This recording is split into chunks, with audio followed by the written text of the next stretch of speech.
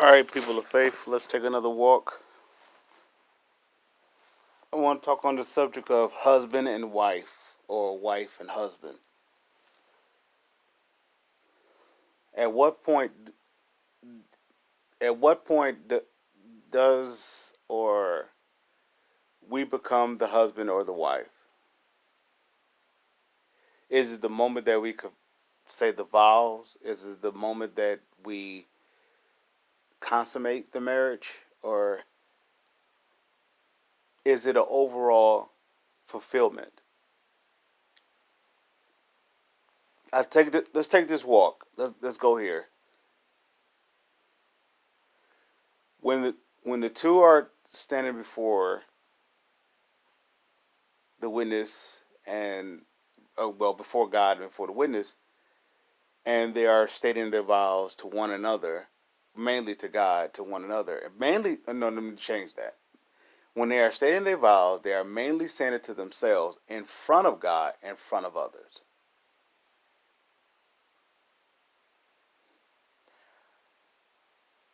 I promise to da da da da da da da da.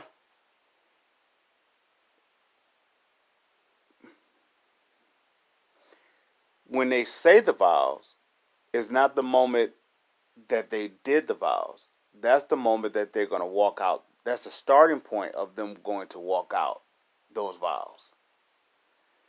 So when you marry the person is not complete when you marry them. They're going to walk out what you married or what you basically confessed.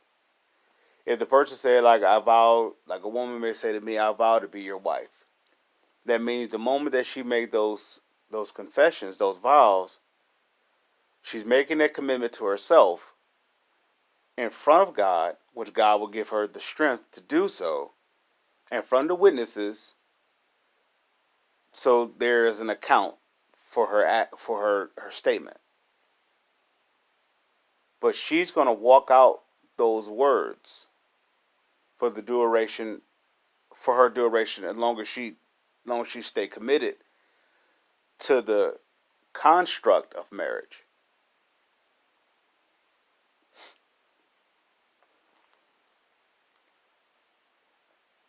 Sometimes we when we get the ideal of marriage, we think the person is the wife or they are the husband the moment that they say the vows. No, that's the starting point of them walking it out. It's a growing point. It's a growing like experience. It's a growth experience. Let me say it that way. Just just the same such as the single life. The single life is basically God is having his time with the individual until that individual has done their purpose as the individual. They are ready to come to form of a union. Being single is like the eunuch stage. It's like when you are with God by yourself, and there's no account to anyone other than God. And this is when the individual can be refined and be defined as a good foundation, a blessed foundation, a prosperous foundation. It don't become blessed and prosperous when we get married. The process starts when God is able to fulfill us with the purpose of an individual. When that means the whole eunuch stage of like God is being with you and y'all are intertwining. He's rooting out all the junk, all the roots of evil that would stop you from fulfilling your purpose. Your purpose is your purpose is going to. Let's like if you have the desire to be married, then your purpose is going to include the person that God made when He made you. So when they say they want to get married, is a probably a given that they don't consider none of this. They may consider the natural perspective of what we come to understand what marriage is versus the spiritual perspective, the spiritual perception. The natural perception is basically how, we have a family, we know we raise a family and so forth. That means we buy things, we grow from mistakes, etc.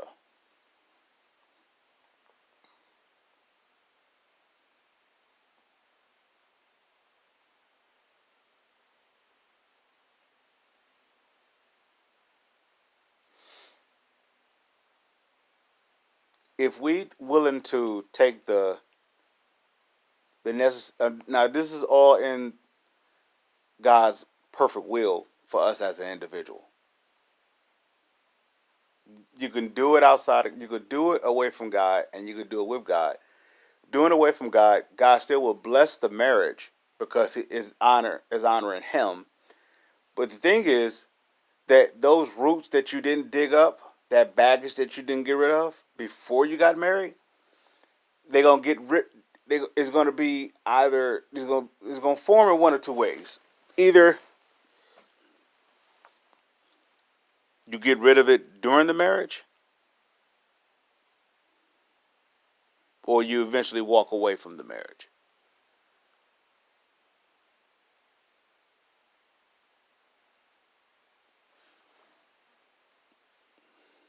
Marriage is God's idea of bringing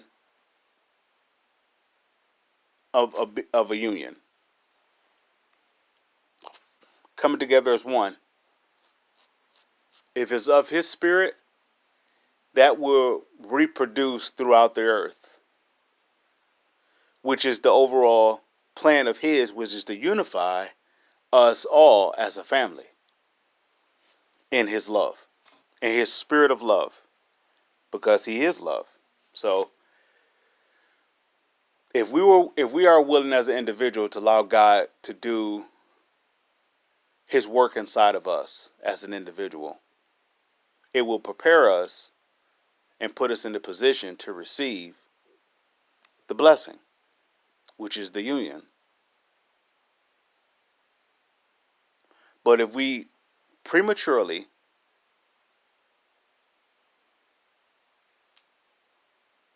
believe that let me how can I say this? Let me say it this way: if we prematurely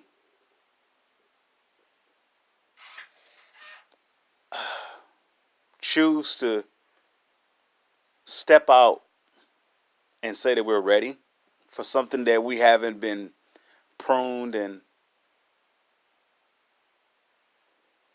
prepared for, then the pruning and the preparation is going to happen during the duration of what we desire for us.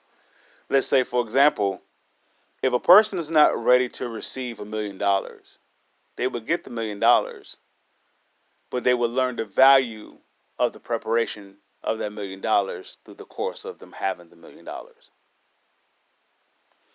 The preparation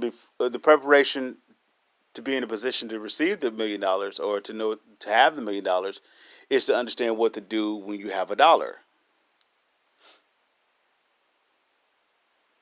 Long as the dollar is no more valuable than it is of itself, you are putting yourself in a position to know what to do when you get the $1 million.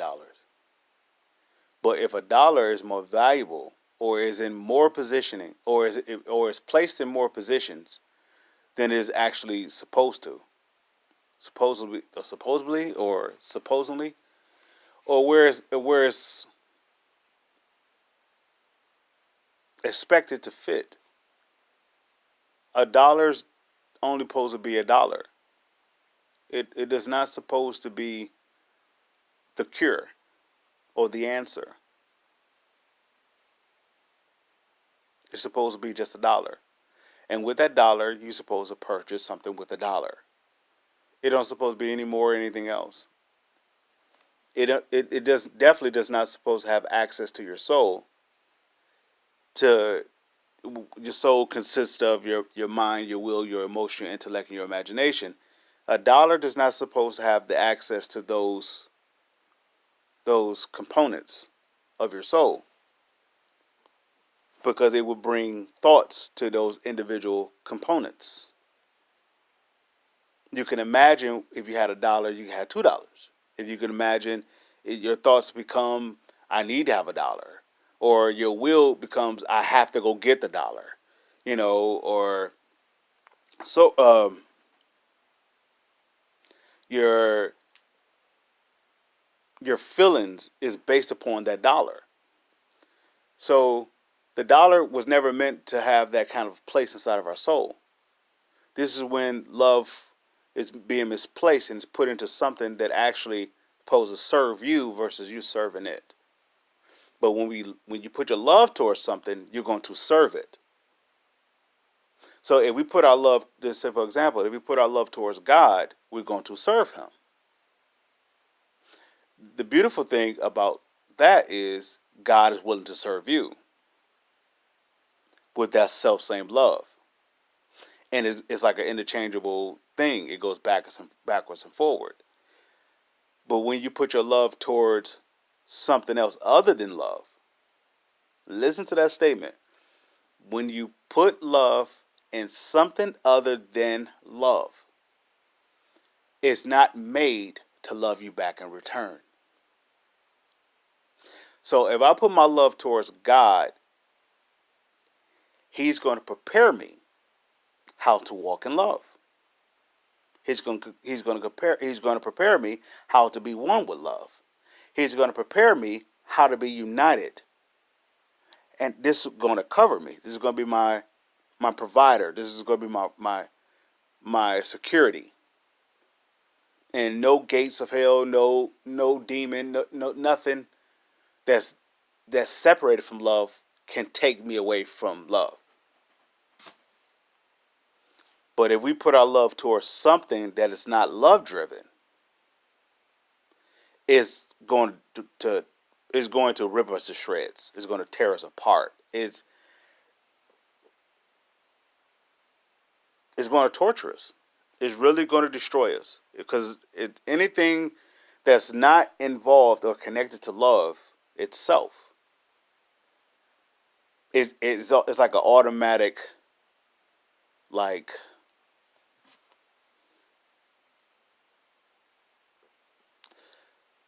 it's a destroyer. It's like on automatic pilot. It's going to automatically destruct. And if a person may ask, like, what is love? 1 Corinthians 13, I want to say. If not, First Corinthians 7. I want to say 1 Corinthians 13. Well, that's my definition of love. Love is patient. Love is kind. Love is true. TRUE. Love is honest. Love is beauty, as in beautiful. Love is pure. Love is good.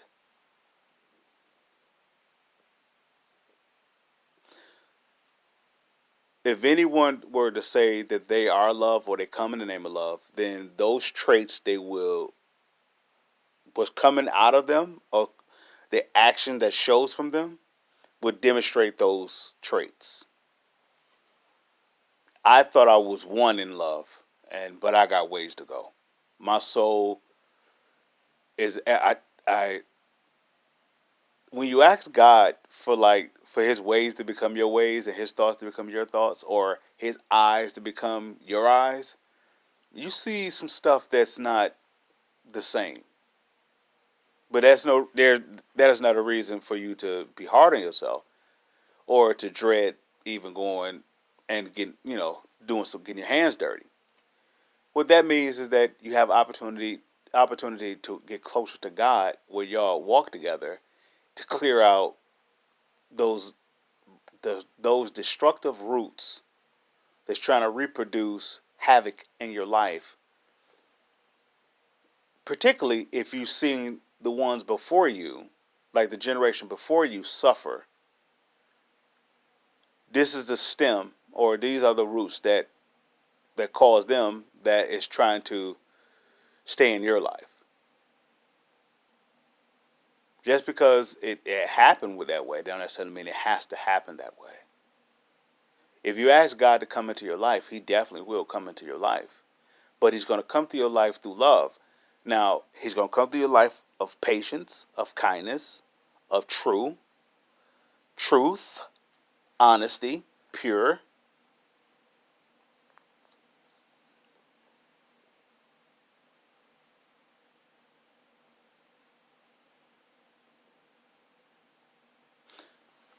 And he's going to come through, Jesus is going to come through with a janitorial suit. And he's ready to do work of getting rid of everything that the Father, the Heavenly Father, did not plant inside your soul. When we are in love, or inside of love, or we are in agreement with love, we put on our suit and say, Jesus, you're not going to do this work by yourself. And you're going to go to work with them. And you kind of look forward to digging up, rooting up the junk that's in your life. If you're not looking forward to it, then you're not ready to go to the next stage of your life. So let's talk about the premature marriages that we do based upon naturalism. On paper, it looks like it's a good deal. You know, you get married, two people come together, you start a family, and they go into this wedded bliss. But if the two individuals are prematurely ready for that beautiful wedded bliss, if they're prematurely ready for that, or if they're premature readiness for that situation, for that image, then they will go through the process of that image developing into that. God will honor that marriage, though. And long as the two people or the two individuals inside the marriage are willing to commit to God, like His love, He will definitely walk through it. And the ride, even though they may have skipped the process, they may have skipped the preparation process of marriage. They may have jumped into it. God still is merciful. God is still gracious towards us, and His grace is sufficient. If we will commit to Him, that means draw nigh to Him and ask Him to teach us His love, He will go ahead and start to do the work again inside of us. He will start to do the work inside of us and get rid of all the things that is basically there to destroy or separate you from God the Father's love. Once that process starts, you will start to see the shifting inside the marriage change. And if both parties are on that self-same trajectory, that self-same accord, then the two or three should gather. They should come in the name of Jesus. Whatever they ask on earth, what they ask in heaven shall be done on earth. Now they could walk in the blessing when the two are coming together. But if that foundation if the foundation is not a collective individual thought process on one mind, one love, and one fellowship, that is the unison of being individually inside God as well as collectively inside God. Now the world itself is coming up against that. And the world is not people. However, flesh and blood is involved because the world is a spirit. It's called fear. And fear and unfortunately is involved in a lot of flesh and blood, particularly people that we know, and I'm going to label this like this. If you're looking to let's say it this way, if you're looking to get married, then I would want to say the proper step will be to get to know God first and foremost as an individual, and let God prepare you for your purpose and fulfill your purpose as an individual. Then you'll be in a perfect position to receive the union. That means everything that God has for you guys is already set up. All you guys have to do is walk it out. But if you haven't been prepared to walk it out, how are you going to be able to hear God when God said go left or go right? More likely, if you're not prepared, you're already distracted by the world. Now, let me get into this world thing.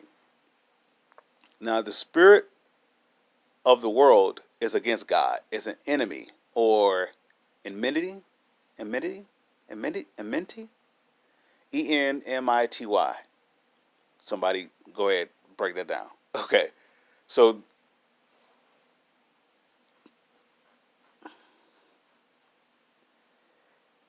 the world is against God. And like I said, once again, the world is not flesh and blood, it's a spirit. But that spirit, unfortunately, goes inside flesh and blood and is there to make war with God. I label fear like this. I label the world because the world is fear based. Okay. I label fear as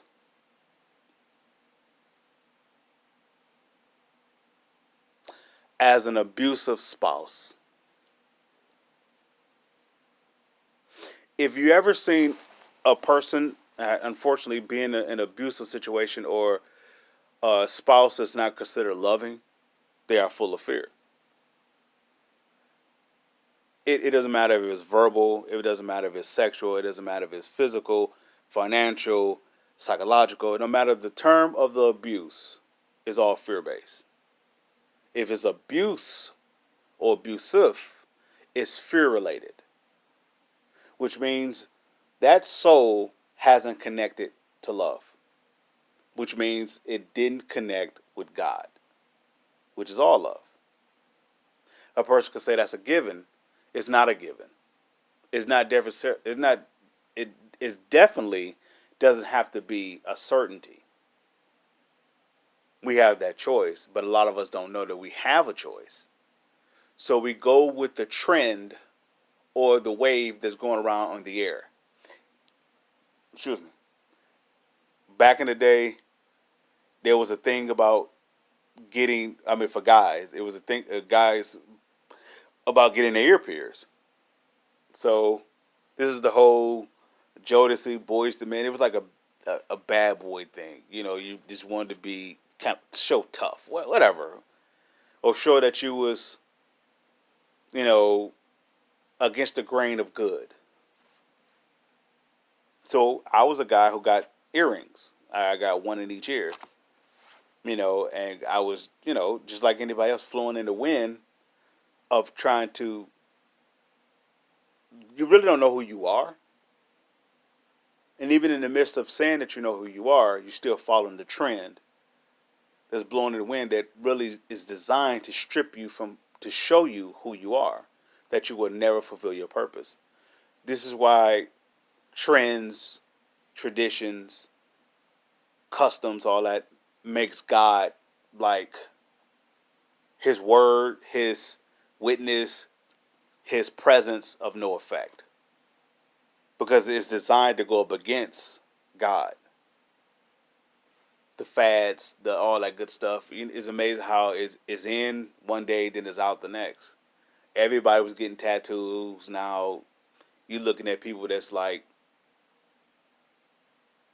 you know, up in age or, you know, different mindset, and the tattoos is like a thing of the past.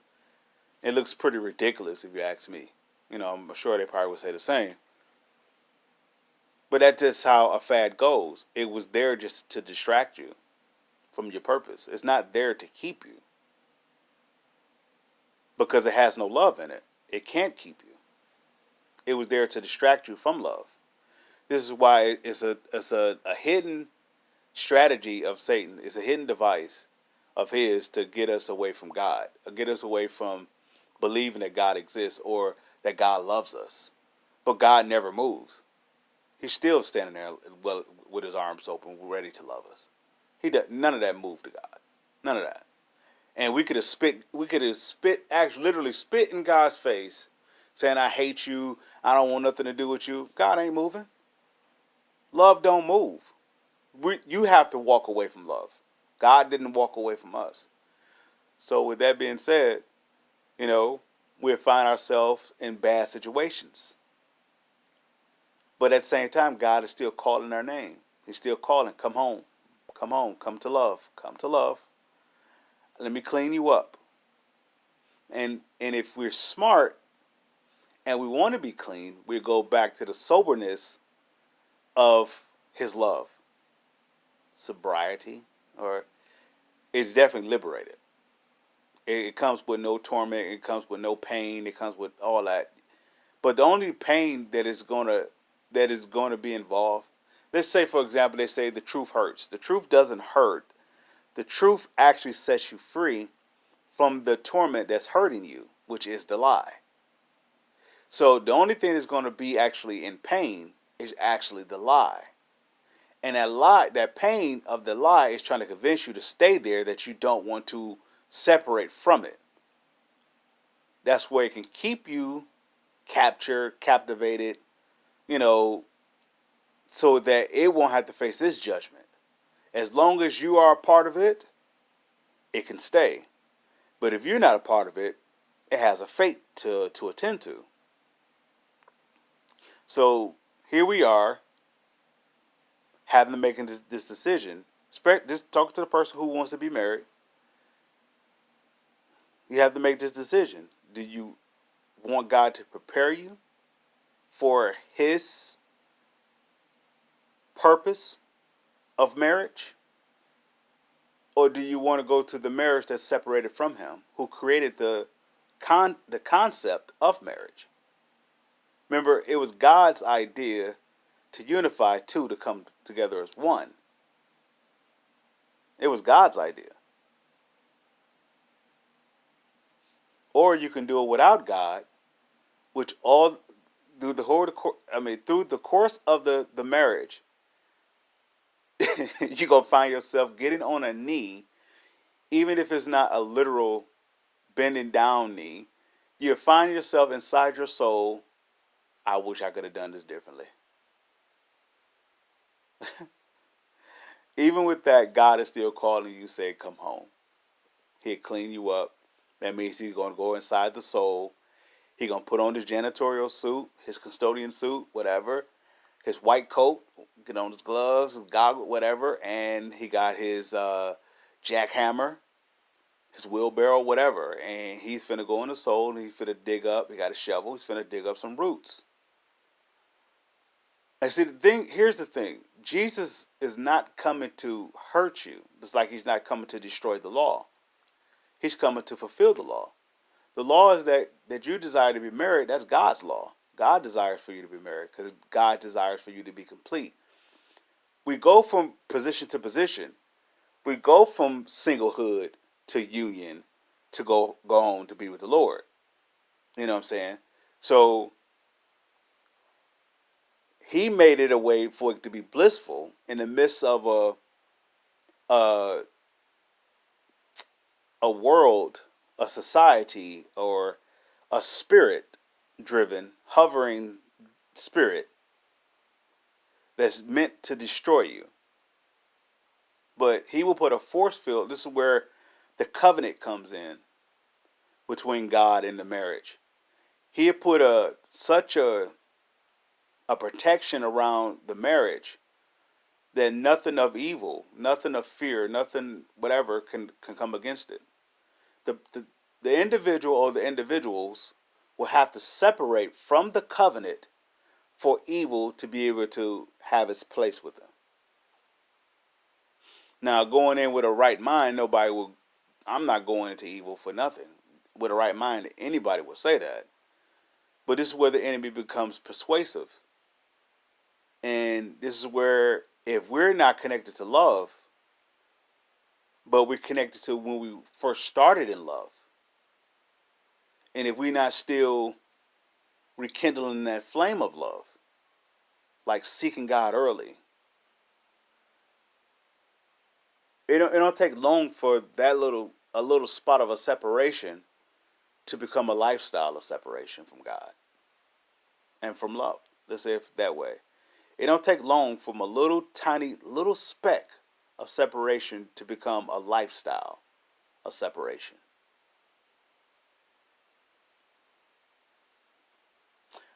with that being said, my people of faith, you are the blessed. Let's be the blessing. Let's keep walking.